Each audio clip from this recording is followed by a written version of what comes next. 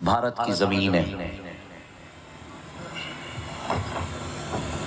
پنڈت کا گھرانہ ہے، اس کی اکلوتی بیٹی ہے۔ ایک دن اپنے باپ کا ہاتھ پکڑ کے کہتی ہے، بابا آپ روز مندر جاتے ہو دودھ لے کر کے، بابا کرتے کیا ہو؟ سمجھ میں آ رہی ہے نا میری بات؟ بابا کرتے کیا ہو؟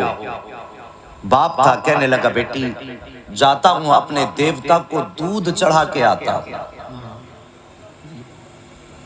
بچی کہنے لگی بابا کیا وہ اس دودھ کو پیتے ہیں؟ پنڈت نے کہا نہیں بیٹی، ہم ان کے چرنوں پہ ڈال کے آ جاتے ہیں۔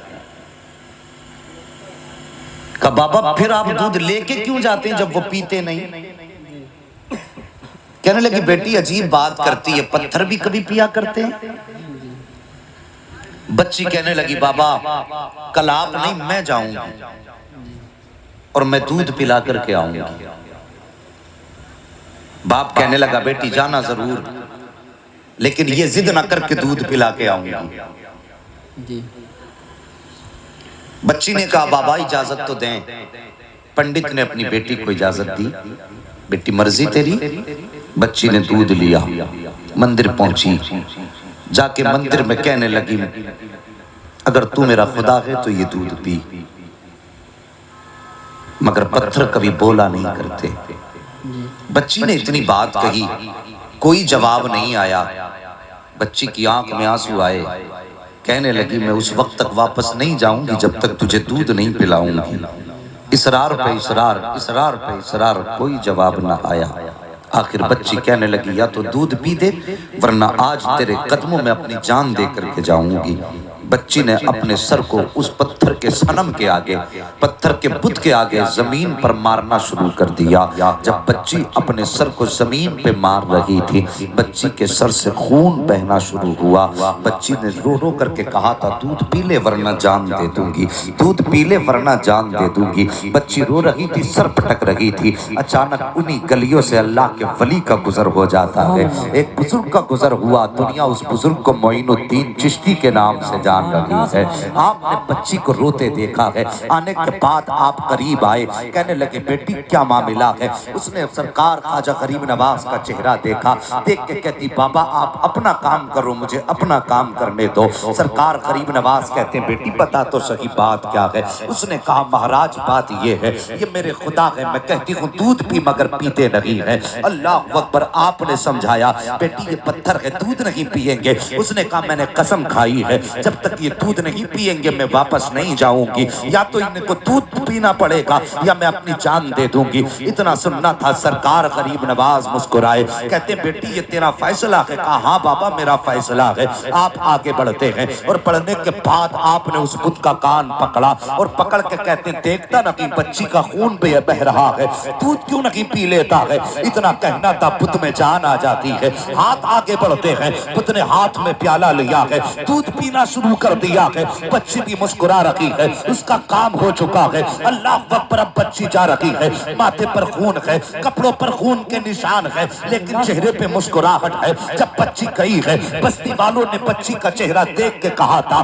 پنڈت جی شاید تمہاری بیٹی اپنی عزت گوا کے آئی ہے، شاید عزت لوٹ لی گئی ہے۔ اس کا حال بتا رہا ہے کہ اس کے ساتھ کوئی حادثہ ہوا ہے۔ پوری بستی جمع ہو گئی، کہتے ہیں بیٹی بتا بات کیا ہے؟ بچی کہتی ہے کوئی حادثہ نہیں ہوا ہے، میری آبرو پر کسی نے ہاتھ نہیں ڈالا ہے۔ کہا بیٹی اگر ہاتھ نہیں ڈالا تو بتا تیرے ماتھے کا خون کیا کہہ رہا ہے؟ تیرے بدن کے بھیگے ہوئے کپڑے تو کچھ اور بتا رہے ہیں۔ بچی نے کہا تھا میرے خاندان والوں سن لو، آج میں اپنے خدا کو دودھ پلا کر کے آئی ہوں۔ جیسی اتنی بات بچی نے کہی تھی، خاندان والے سر پکڑ کے بیٹھ جاتے ہیں، کہتے ہیں یہ کیسی بات کرتی ہے؟ شاید یہ پاگل ہو چکی ہے، اس کا دماغی توازن خراب ہو چکا ہے، اس لیے یہ بچپن کی باتیں کر رہی ہے.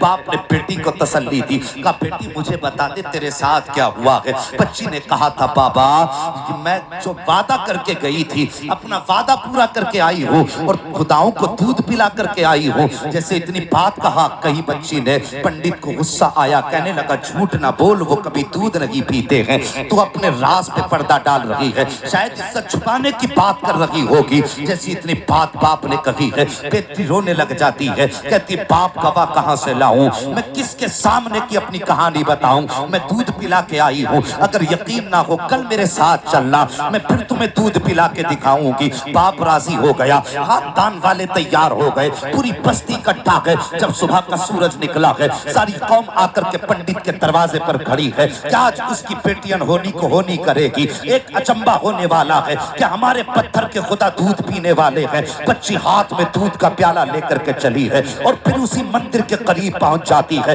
اور جانے کے بعد کہتی ہے لو یہ دودھ پی لو. لیکن آج پھر پتھر کا پتھر ہے, دودھ پینے کی بات چھوڑیے, کوئی حرکت اس میں نہیں ہو رہی ہے. اللہ اکبر. بچی کہتی ہے اے میرے خدا آج میری آبرو کا سوال ہے, میری عزت کا سوال ہے. بچی نے رو کر کے اتنا کہا تھا, خاندان والے کہتے ہیں پنڈت تیری بیٹی کی آبرو لٹ چکی ہے, یہ اس بات کو کہہ کر کے عزت پہ پردہ ڈال رہی ہے. اللہ اکبر. جیسی اتنا کہا تھا بچی کی چیخ نکل جاتی ہے اور رو کے کہتی ہے اے میرے خدا سن لے, تو دودھ پیتا ہے کہ نہیں, اگر نہیں پیتا ہے تو پھر میں کل والے بابا کو بلاؤں گی, تب تو دودھ پیے گا. اتنا کہنا تھا, پتھر میں جان آ جاتی ہے, دودھ کا پیالہ پکڑ لیتا ہے اور پینا شروع کر دیتا ہے.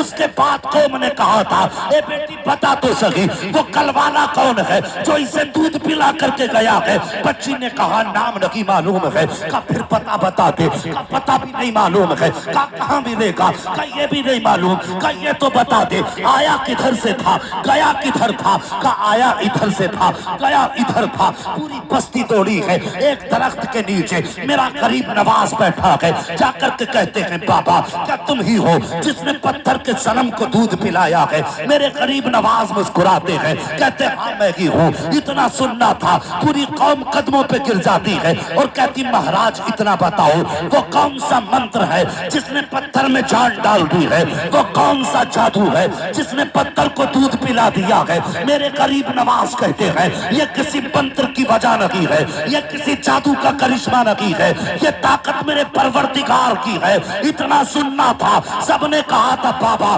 بتاؤ تو صحیح پروردگار کون ہے. غریب نواز فرماتے ہیں میرا پروردگار وہ ہے جو پیدا بھی کرتا ہے, زندگی بھی دیتا ہے, موت بھی دیتا ہے, رزق بھی اس کی قدرت میں ہے, کائنات کا نظام اس کی قدرت میں ہے. سب نے کہا تھا بابا کس مذہب سے تعلق ہے, تو غریب نواز نے فرمایا تھا میرا تعلق مذہب اسلام سے ہے, میرا نانا محمد الرسول اللہ ہے.